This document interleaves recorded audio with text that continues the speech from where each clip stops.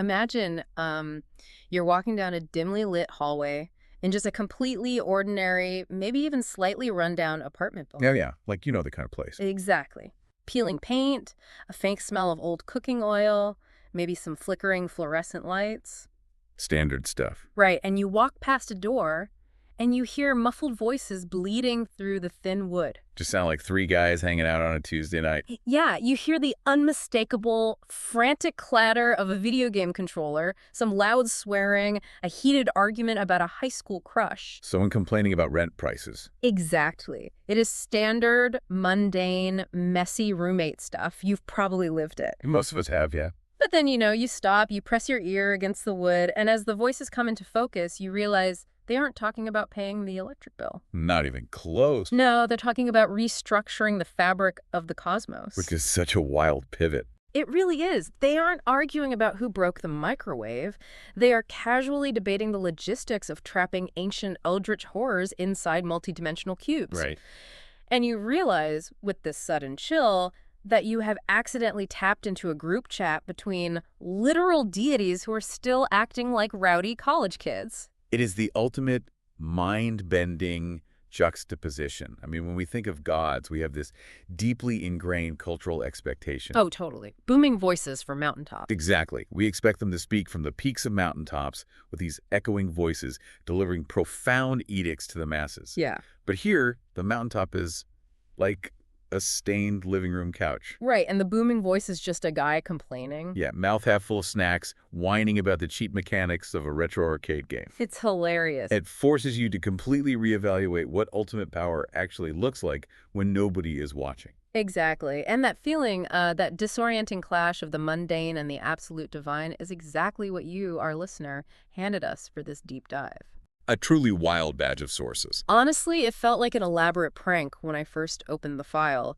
The core piece of evidence is this densely packed, highly chaotic, expletive-filled MP4 audio recording. Extremely chaotic. Right. It's just three individuals who go by the names Bugsy, Maru, and Harima, just talking. And if you only listen to the raw audio, I mean, it is an impenetrable wall. Oh, completely. Inside jokes, obscure retro gaming references, wild tangents. It sounds exactly like a gaming podcast recorded in a basement in, like, 2004. Yes. But brilliantly, you didn't just leave us to drown in the audio. You provided us with a stack of meticulous supplementary text notes. The decoder ring. Exactly. A literal Rosetta Stone for the weirdest conversation ever recorded. Which was absolutely essential, by the way. Oh, we'd be lost without it. Without that supplementary material, you would listen to this MP4 and walk away thinking it's just a bizarre, slightly unhinged comedy routine between friends. Yeah, it's just loud and messy. But when you start cross-referencing what they are actually saying with the context you provided, the entire picture shifts. It really does. You realize you aren't listening to gamers. You are listening to forensic evidence of a massive, God-tier cosmic reality. It's crazy. So our mission today is straightforward, but incredibly complex. We get to play forensic audio analysts today. Right. We are going to take this decoder ring you've given us and apply it to the most cryptic, abrasive, and frankly weird moments from the MP4. Peeling back the layers. Exactly. Peeling back the layers of this casual conversation to figure out what is actually happening in this universe. Because let me tell you, it goes from a casual roasting session about video games to profound, universe-shattering trauma faster than you can possibly imagine. It gives you whiplash. So to even begin to grasp the dynamic between Bugsy, Maru, and Harima, we have to establish the sheer scale of their existence. The terrifying scale, really. Yeah. The MP4 hints at it constantly in these little throwaway lines, but the background text lays it out as concrete fact. Right. These aren't just powerful guys who found a magic artifact. No. They are known collectively as the Big Three. Let's dig into the audio evidence right out of the gate. Early in the MP4, you hear Bugsy talking in this incredibly casual, almost bored tone of voice. Super nonchalant. Right, about having what he calls infinity powers. He flat out refers to herself as a god of time. Just drops it in conversation. Yeah, and he casually mentions fighting something he calls a slapping thing foom, Which sounds like a fever dream. or a really bad translation. But he says it with complete sincerity.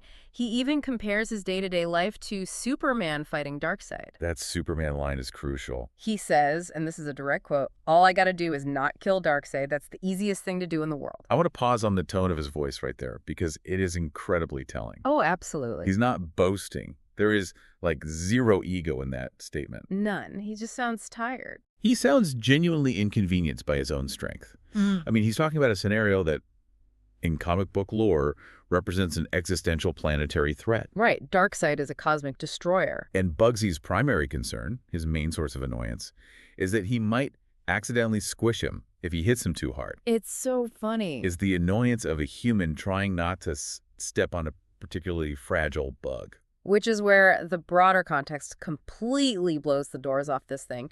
Bugsy, Maru, and Harima didn't just stumble out of the ether as omnipotent beings. No, they had a whole journey. According to the lore in your notes, they started out as regular Chaos Lords, which, is a wild starting point on its own. Oh, definitely. But they were living together in an apartment. Their powers back then were substantial, sure, but they were unrefined, raw. Yeah, see. Right. But then they trained, they honed their skills, and they entered something called SBRB. No, SBRB is a foundational piece of mechanics here that we really need to unpack. Please do. Because entering SBRB isn't just like walking through a magic doorway. Right. Based on the lore, it functions as a literal ascension mechanism. Wow. It's a trial that fundamentally rewrites your existence. Yeah. By surviving and completing whatever SBRB demanded of them, they achieved what the texts call God tier status. God tier. Yeah, and this isn't just a title, it is a metaphysical graduation. They ceased being regular entities and became fundamental forces of the universe. Right.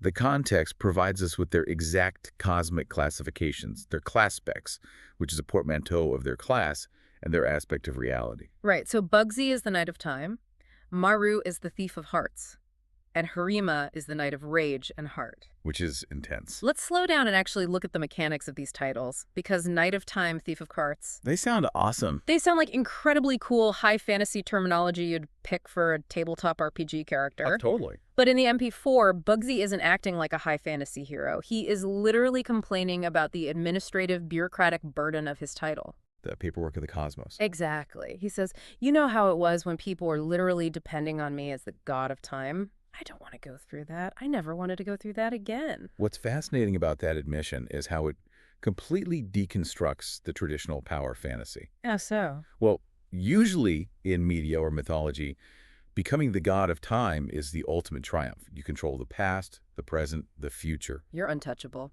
Right. Yeah. But Bugsy is experiencing what can only be described as supreme cosmic burnout. Cosmic burnout. I love that. Think about how time functions. For most of us, time is linear. We just experience it as a stream we are floating down. Sure. But for a Knight of Time, time is a landscape. It's a vast, interconnected web of causality. And a knight doesn't just passively watch time. They actively weaponize and defend their aspect. Oh, man. So if something goes wrong anywhere in the timeline, a paradox, an incursion, a butterfly effect that threatens to unravel reality, who do people look to? Bugsy. Exactly. Who has to physically go there and fix the plumbing of the universe? Bugsy. It's like being the only IT guy for the entire multiverse. That is the perfect analogy. If the timeline crashes in the 18th century, Bugsy gets a support ticket. If an eldritch horror tries to rewrite the Big Bang, Bugsy's pager goes off. It's an endless, thankless job. And it's not just Bugsy. Let's look at Harima. He is the Knight of Rage and Heart. That is a terrifying combination to conceptualize. It really is a profound contradiction. I mean, wielding rage means weaponizing raw, destructive emotion, chaos, and absolute fury. It's unbridled destruction. But wielding heart means manipulating soul, identity, and deep, profound emotion. Wow. To be the knight of both means Harima has to constantly balance explosive world-ending anger with the delicate intricacies of the soul. It's like trying to defuse a bomb while firing a machine gun. Exactly. And Maru, as the thief of hearts, conceptually steals identities, motivations, or literally steals the soul out of a situation to benefit his team. These aren't just cool magic powers. They are massive psychological burdens. Huge burdens. And I think that burden that overwhelming, crushing weight of their specific class specs explains the bizarrely grounded, mundane nature of their conversation on the audio. Right, because what are they actually doing? They have these god-tier powers, they are the big three, but they're spending their time playing Battletoads. Booting up a Sega Dreamcast to play Quake. Watching episodes of Toxic Crusaders on Tubi. It creates a real cognitive dissonance for the listener. It really does. That is the thing that struck me immediately. If you are literally the god of time, rage, and hearts, why on earth do you care so much about Sega bus fishing? Right, of all things. I mean, I enjoy retro games as much as anyone, but if I could manipulate the fabric of reality, if I could step outside of linear time, I feel like I'd have slightly bigger hobbies than arguing about hitboxes in an arcade game. You'd think so, yeah. But when you analyze the lore alongside the audio, it becomes clear that they use this mundane junk culture stuff as an anchor. A psychological tether. Exactly. It's a tether back to their pre-godhood days in that apartment. It keeps them from floating off into the cold, detached ether of cosmic divinity. I would argue it is a vital survival mechanism. How do you mean? Well, when you possess infinite power, the boundaries of reality blur. Nothing matters because you can change anything. Oh, that makes sense. So the small things, the tactile, clicky feel of an old Xbox controller, the genuine, uneditable annoyance of taking a cheap hit from a boss in a video game, those become the only things that still feel real. Because they can't just wish it away. Right. They need to be frustrated by a video game because it proves they still have limits, even if those limits are artificially imposed by a 1990s gaming console. Wow. If they let go of those mortal frustrations, they lose their humanity. They lose the messy, chaotic core of what made them the big three in the first place. But I want to push back on that a little. Go for it. Are they really maintaining their humanity, or are they just hiding in it? Because when they start talking about their actual work in the MP4, the mask slips. They discuss fighting cosmic horrors the same way you or I would talk about answering annoying emails. Just completely detached. Yeah. It feels like the retro gaming is a form of avoidance, a way to pretend they aren't carrying the weight of the universe. That's a highly valid interpretation, actually. Yeah. It's probably a bit of both. Mm-hmm. The mundane acts as both a shield and a hiding place. Right. And we see this dichotomy perfectly illustrated when we look at their intergalactic ecosystem. Mm-hmm. On the tape, Bugsy is venting his frustrations. He sounds like a tired manager. Just over it. Totally. He talks about a crazy-ass Mary Sue entity that is chasing a girl he's trying to keep in the dark. Oh, yeah. And he's incredibly annoyed about a guy named Spy and a red team who apparently destroyed his sentient giant robot, which he calls Jagamus T. Such a specific name. Right. And then he grumbles about having to sick his cousins on something called Choo Choo Charles. Oh, the Chi Chi Charles name drop is one of the funniest moments in the entire recording. It comes out of nowhere. Maru flat out calls Bugsy out, accusing him of just delegating the tasks he doesn't want to deal with. And Bugsy gets super defensive. What was his excuse again? His actual defense is, I don't want to go fight the train. I know I'm going to be busy with the Dark Carnival. It's so petty. He literally sounds like a teenager making up excuses to avoid mowing the lawn. I can't fight the evil train, Mom. I have carnival duties. It is absurd on its face. Yeah. But let's apply the contextual background you provided to decipher what is actually happening in this interdimensional office space. Okay, let's do it. The girl Bugsy is protecting from the Mary Sue is named Dolly Dimpley. And here's where we find a massive contradiction. Oh. In the audio, Bugsy is complaining bitterly about having to use his infinity powers to deal with this Mary Sue. He acts like it's the biggest chore in the world. Yeah, he sounds exhausted by it. But the background text reveals something entirely different. They explicitly state that Bugsy actually loves this part of his job. Yes. The text makes it clear he revels in it. And you have to ask why. Why does the guy who complains about being the god of time love fighting a Mary Sue? Well, think about what a Mary Sue is conceptually. They're an anomaly. A character or entity that bends the rules of reality around them to be perfect, invincible, and universally loved. They warp the timeline. Exactly. For a Knight of Time, a Mary Sue is the ultimate glitch in the Matrix. The note suggests he enjoys fighting this entity because it's one of the few times he doesn't have to hold back. He can just unleash the full, terrifying scope of his class spec. He doesn't have to worry about accidentally squishing Darkseid. He can go all out. It exposes a darker, or at least more complex side to Bugsy. He performs this role of the put-upon exhausted hero for his brothers. Just a guy forced into the job. Yeah, but secretly he is addicted to the thrill of his own power when he's finally allowed to use it. It is a massive internal contradiction. And the delegation aspect you mentioned earlier is even wilder when you dig into who he's actually delegating to. The cousins. He outsources fighting Choo-Choo Charles, which, let's be clear, for anyone unaware, is a literal, monstrous, spider-leg, flesh-eating train. Nightmare fuel. Total nightmare fuel. And he delegates this to his cousins. And who are his cousins in this universe? According to the lore, they are Dr. Megalo, a former German scientist and evil genius, and Overlord, who is exactly what he sounds like, the former dark overlord of a fantasy continent.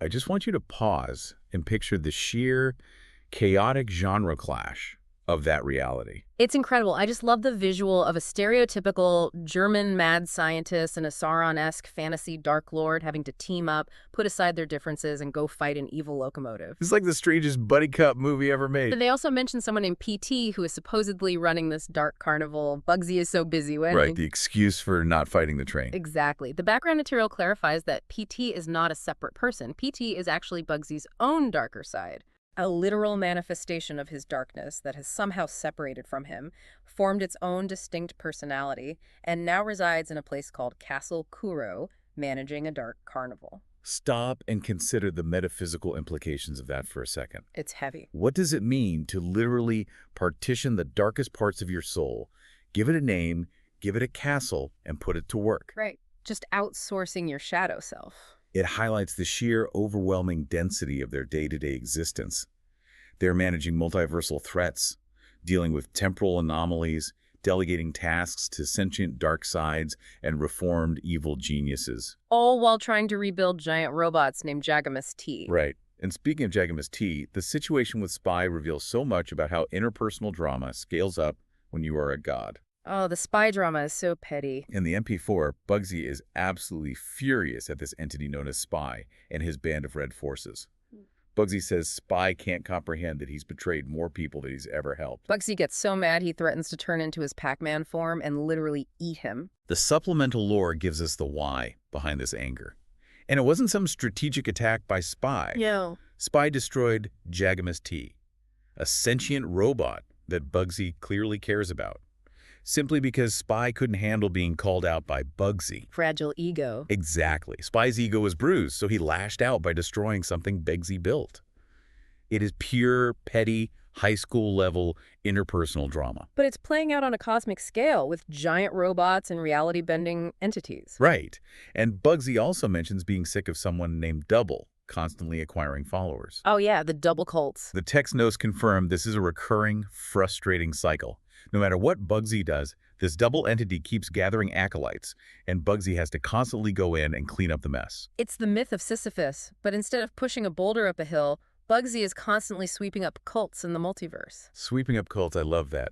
But we really have to address where this cosmic 9 to 5 takes a turn from chaotic to incredibly dark. Yeah, this part shocked me. In the audio recording, Bugsy briefly complains about a group he calls the Smiling Fools.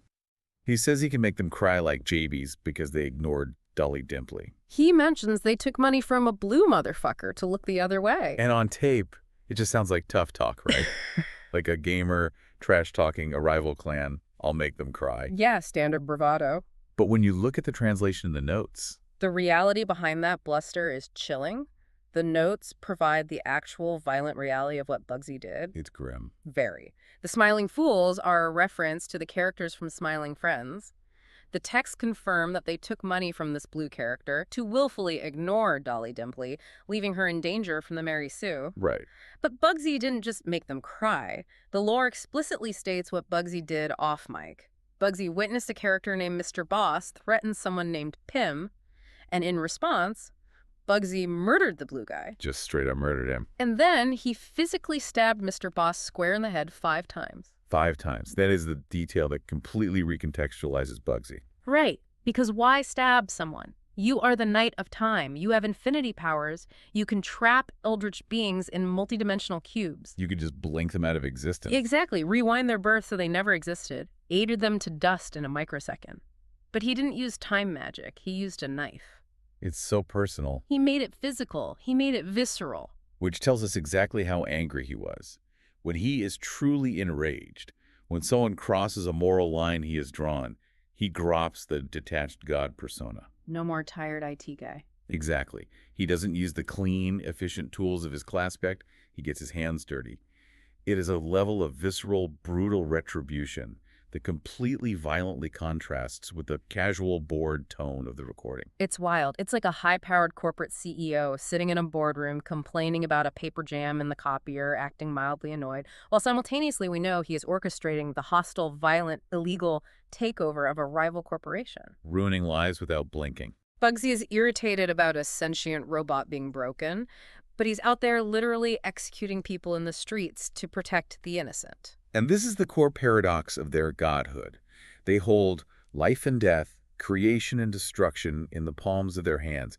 They execute multiversal justice on a whim. Yeah. Yet if you listen to the audio, what is Maru and Bugsy's real priority? What is the thing they spend the most passionate, animated energy on during this entire recording? It's definitely not the Mary Sue. It's not spy. It is relentlessly, mercilessly roasting their brother Harima over his love life. Which brings us to what might be my favorite part of the whole deep dive, because it is so profoundly, hilariously human. Let's talk about the immortal tease. I fumble. In the MP4, the mood shifts from cosmic complaining to a targeted strike on Harima. Maru and Bugsy just start attacking him over a nurse. They are merciless. They tell him point blank he dropped the ball. They paint this picture of a girl crawling towards him, giving him every signal in the world, and he completely blew it. And Harima gets incredibly defensive. You can hear the actual frustration in his voice. Yeah. He is fuming. He is cornered. He even tries to use their immortality as a shield. Oh, this part is brilliant. He says, and I love this, so since we all live, since we technically are sort of immortal, you guys are never going to let that go. And without missing a beat, Maru and Bugsy immediately reply in unison, nope, nope. The supplementary texts explain the lore behind this legendary bag fumble. Harima was hit on by a very attractive brunette who later became a school nurse, but he rejected her. And why? Because he was hopelessly in love with a girl named Tenma. The notes even expand on this, mentioning that Harima literally fought a guy named Kurosama over Tenma. Which is like a direct nod to the anime school rumble. Exactly. So Harima had this entire dramatic, anime-style romantic arc going on in his head, which led him to reject a sure thing with the nurse. The humor here is so deeply embedded in the philosophical concept of eternity. Think about what it means to be the big three. Bugsy is the knight of time. Harima is the knight of rage and heart. They'll live forever. They will watch stars burn out. They will witness galaxies collide and timelines collapse. But Bugsy and Maru have made a blood pact to never let Harima live down this one awkward, misromantic connection from high school. Can you imagine? I want you, the listener, to really put yourself in Harima's shoes for a second. We all have that one embarrassing romantic failure. Oh, sure. Misreading a signal, saying something stupid. Right. Now imagine having to hear your best friends bring it up at every single gathering. For eternity. Nightmare. Harima actually verbalizes this nightmare on the tape. He says, even if we rapidly age and that's like the only thought in our heads. He's picturing them as ancient cosmic beings, and the only thing echoing in their minds is, you fumbled the school nurse. And Bugsy just happily agrees. It's brilliant. But beyond the humor, I really think this kind of merciless teasing is a structural necessity for them. I think it's a vital coping mechanism. What do you mean? You think the cruelty is the point? I think the grounding is the point. Look, when you have the power to destroy universes, when you can execute people without consequence like Bugsy did to Mr. Boss, your ego could easily inflate to a terrifying size. You could develop a massive god complex? Exactly. You start seeing mortals as ants. But you cannot develop a terrifying detached god complex when your two best friends are sitting next to you on a stained couch, eating chips, and constantly reminding you that you got sweaty palms and fumbled a date with a school nurse. That's a great point. It forcefully, aggressively pulls Harima back down to earth. It reminds him that before he was the Knight of Rage and Heart, he was just a confused, hormonal guy from the apartment. That is a very astute psychological read. It punctures the myth of their own invincibility. And we see that it's not just Harima whose romantic life grounds them in these mundane human ways. Oh, Maru's song. Yes. Later in the MP4, there's this deeply weird moment where Maru randomly starts singing a song. Out of nowhere, he sings, I got blue balls tonight, I got blue balls, and it ain't right. Which, if you are just listening to the raw audio, is an absolutely absurd, jarring thing to sing on a recording about cosmic powers. It makes absolutely no sense. But the decoder ring translates it perfectly.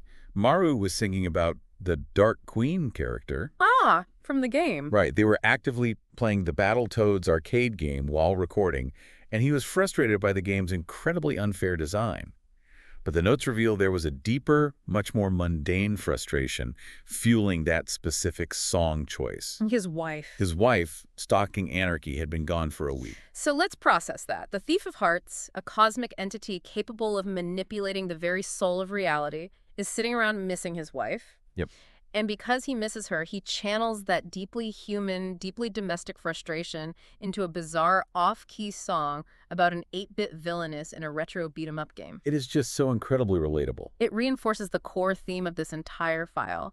Immortality and god-tier status haven't stripped them of their human desires, their petty embarrassments, or their longing. They are gods, yes, but they still miss their spouses when they go out of town. They still regret old crushes. Bugsy even has a moment of reflection about this. On the tape, he mentions a girl named Rebecca. He asks himself out loud, does the Rebecca thing still hurt? No, I gotta have made peace with that one. He's trying to convince himself. Totally, because almost immediately after, he admits that one time she did something that made him hopeful. You can hear the lingering what if in his voice. It's a fleeting moment of profound vulnerability. This is the same guy who just talked about trapping eldritch horrors in cubes and brutally stabbing an enemy. But he is still hung up on the Rebecca thing. And that vulnerability is the pivot point of this entire recording. Because while it's very easy for us to focus on the fun stuff, the arcade games, the genre-clashing cousins, the hilarious teasing about the nurse, if you listen closely to the cadence of the audio, the tone begins to shift. Yeah, you can hear it change. The bravado slowly drops. The jokes become a little less frequent. And there are moments of deep, palpable regret that bleed through the banter. And when you check those moments against the text notes, you realize they are masking profound, hidden traumas. This is where the deep dive turns from a cosmic workplace comedy into a genuine, heartbreaking tragedy. There is a specific part of the MP4 where the audio quality dips significantly. It gets muddy, it's low, there's background hiss. Really hard to parse. In the audio, if you just listen casually, you hear them complaining about something that sounds exactly like farm school. Bugsy is doing this mocking impression of a teacher saying, Harima, stand straight. You can't get a princess that way if you don't stand straight. The notes you provided clarify a crucial misheard word here, and it changes everything. It wasn't farm school. Oh. They were saying reform school. Which completely fundamentally reframes their entire backstory. Before the god powers, before the Speeder Ascension trial, before they were the big three, they were troubled kids. They were delinquents. Bugsy even says later in the MP4, the fact that Mom kept trying to put us in there just really shows how we didn't take to. We didn't really take the royal life at all. They were rebels. They actively pushed back against their family's expectations. They weren't born perfect saviors. They were messy, angry youths. But the most devastating translation in the entire file comes right after that reform school revelation. The Dan thing. In the MP4, the room gets quiet, and Bugsy expresses a deep, haunting regret. He says, and his voice actually cracks a little here, I regret us not being there when Dan needed us when we're fighting Argus. It's so sad. He goes on, I could bitch slap eldritch beings, put them in a cube and make them go insane, but I couldn't save my dad. That still kind of hurts. Only the few. The only 5 or 6 times in my life I was slow. I was too slow. And again, the audio is muffled. It sounds, for all the world, like he says the name Dan. All right, you'd assume Dan was a friend. Exactly, her friend who died in battle. But your decoder notes highlight the devastating truth of the audio compression. He isn't saying Dan, he's saying Dad. The lore unveiled in the notes here is staggering in its weight. Their father's full name is Artemis Achilles Constantine Kuro. And he didn't just die of natural causes or in some random cosmic accident. The notes reveal a brutal betrayal. He was murdered by their own uncle, the evil wizard Thar Darkis. That is unbelievably heavy. And you have to look at this trauma specifically through the lens of Bugsy's god-tier status. The time magic. Right. He is the Knight of Time. His entire cosmic domain is temporal manipulation. He governs speed, the flow of events, the ability to rewind, fast forward, and pause reality. Wow. And his greatest trauma, his ultimate defining failure, is that he was too slow. It is the ultimate tragic irony. The universe gave him domain over time, but it was too late. Heartbreaking. He can bend timelines to fight cosmic horrors today. He can rewind minor mistakes. He can travel across multiverses.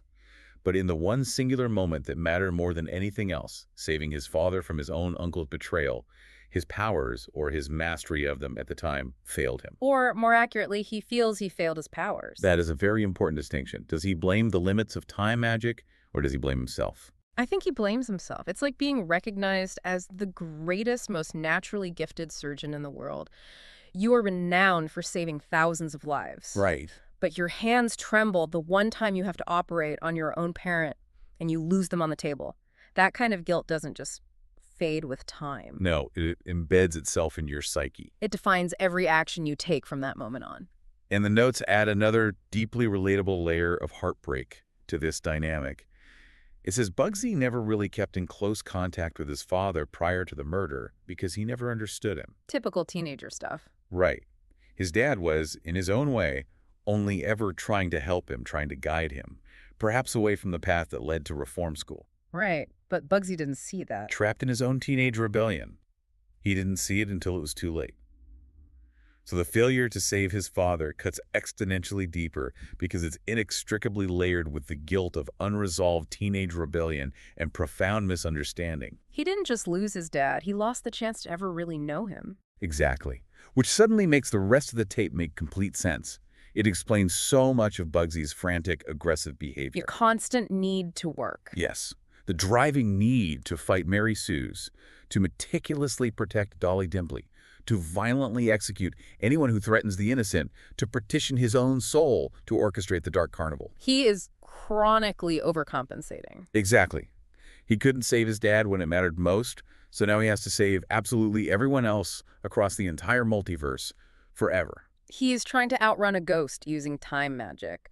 And we also hear this complicated, messy family dynamic manifest in smaller, more mundane ways on the tape. The sister. Right. In the MP4, Bugsy complains about his sister Shahara giving him a massive headache. And why is she giving him a headache? Specifically because he's still paying her rent. He complains, I didn't know her rate was so high. The supplemental lore reveals Shahar is actually Scheherazade. Right. And Bugsy's paying this exorbitant rent, not just to be a good brother, but so they can keep up a certain ruse on somebody. So even now, as an immortal, omnipotent knight of time, he's inextricably entangled in convoluted family politics, secrets, and financial drains. The family drama didn't end when they ascended to godhood. It just got more expensive and more complicated. So when you compile all of this, the overwhelming guilt over his father's murder, the messy, ongoing family dynamics with Scheherazade, the immense pressure of being the temporal IT guy for the universe, it creates a profound, crushing sense of isolation for Bugsy. He feels entirely alone with this weight. And this leads us directly to the emotional climax of the recording. It's the moment where Bugsy's walls come down, he tries to push his brothers away, and we see exactly why they are called the Big Three. Right in the middle of all the gaming talk, the cursing, the roasting, the tone of the MP4 shifts dramatically. Bugsy gets uncharacteristically quiet. The bravado is completely gone. He confesses, sounding incredibly vulnerable, that he misses Maru and Harima. He says, I really didn't mean to make you feel lonely. I just didn't want to get in the way of what you guys were doing. He admits that he genuinely believes he is a danger magnet. He thinks his presence brings destruction, so he intentionally kept his distance to protect them from himself. He's carrying the unresolvable weight of their father's violent death, and he's terrified deep down in his core of losing his brothers the exact same way. He says to them, you guys got things to lose, and you know you're not as invulnerable as I am. He views his isolation as a noble sacrifice. But listen to how Maru and Harima react to this confession. They don't hesitate. They don't pause to consider the danger. They immediately, forcefully shut his isolation down. They won't hear it. Maru cuts him off and says, we'd go at least follow you into fucking hell if we had to. It's just how we are. They absolutely refuse to let him be the lone martyr. They reject his premise that he has to carry the burden alone. And then, in response to that tension, they do something incredibly specific. It sounds like absolute nonsense if you are just listening to the audio, but the notes reveal its profound true meaning. The code phrase. In the MP4, one of them suddenly says, because you know why. Our life is like a comedy, a carnival, so carefree. When I first heard that line, I laughed. I thought they were just being weird, maybe quoting a random anime dub or a video game cutscene to break the awkward sincerity of the moment. It is technically a quote from an old song. But the decoder notes explain that this specific line, a comedy, a carnival, is not a joke. No, not at all. It is a secret, deeply ingrained code between the three of them. It functions as a vocal handshake. When one of them says it, it is an unbreakable promise that they will never grow apart. It means they care about each other deeply. And no matter how much time, space, trauma, or God-tier cosmic responsibility separates them, they remain brothers first. It's a psychological anchor. Bugsy is spiraling. He's falling into his, I'm a danger magnet, I need to protect you by leaving mindset. And they just throw this code word at him like a lifeline to snap him out of it. And it works perfectly. You can hear the tension break in the room. The heavy atmosphere just dissipates. It breaks so completely that at the very end of the MP4, they transition into this bizarre, overly dramatic, almost vaudevillian sign-off routine. They say in unison, "We're the big three. We hope you like our show, but now we have to go." The notes tell us this isn't some official cosmic sign-off. It is just them doing a Looney Tunes bit. Just being goofy. And why do they do it? The lore says they do it solely to make Bugsy say, "ah." They act like absurd cartoon characters, deliberately undercutting their own dignity, purely to comfort their time god brother, who was just having a severe trauma response. It is an incredible act of empathy disguised as foolishness. When you take a step back and synthesize all of this information, when you overlay the chaotic MP4 with the meticulous lore in the notes, a beautiful, deeply tragic portrait emerges. The swearing, the relentless roasting about the school nurse, the endless pedantic discussions about retro arcade games. Yeah. None of it is random. It's all a shell. It's a highly constructed protective shell. It's a shared language developed by three brothers who share the profound specific trauma of losing their father to a familial betrayal, and who now share the isolating, terrifying burden of wielding unwieldy cosmic power. That is exactly why they cling to the retro tech. Throughout the audio, they make plans to play Sega Bass Fishing. They talk about booting up the old Sega Dreamcast. Watching terrible episodes of Toxic Crusaders on Tubi. Think about that for a second. They are literal gods. They could simulate any reality they want. They could build a paradise. But they choose 90s and 2000s junk culture. Because that junk culture is safe. It represents the era before. Before the trauma. Before the uncle betrayed the family, before the brutal SBRB Ascension trial, before the responsibility of managing the multiverse fell on their shoulders. When they boot up a Dreamcast, they are time-traveling emotionally to a time when they were just kids in an apartment. And the decoder notes drop one final, absolutely heartbreaking detail about their specific gaming choices. The fishing game. Why Sega Bass Fishing? Of all the games in the world, why is that the one they focus on? The notes state it plainly. Sega Bass Fishing is deep because their dad used to take them fishing. Wow. It's not just a retro game to them, it is a digital seance. A digital seance, exactly. It is a safe, controlled way to spend time with the ghost of Artemis Achilles Constantine Kuro without having to confront the painful, visceral reality of his murder. They sit in front of a glowing screen, holding cheap plastic fishing rods, and for a few hours, the multiverse fades away. They aren't the big three, they aren't knights or thieves, they are just sons fishing with their dad. I just marvel at the structural integrity of their friendship. They might be god tiers in SPARB. They might be the Knight of Time, the Thief of Hearts, and the Knight of Rage and Heart. They dictate the fate of reality-warping Mary Sues and ancient eldritch beings. But to each other, they are still just the guys they shared a messy apartment with. They are the only beings in the entire universe who can look at a literal god, a being who controls time and space, and say, yeah, but you fumbled the bag with the school nurse. And that ultimately is the only thing keeping them sane. So let's recap this incredible labyrinthine journey you sent us on today. We started with a piece of audio that sounded like an accidental wiretap on the most chaotic, lore-dense gaming channel on the internet.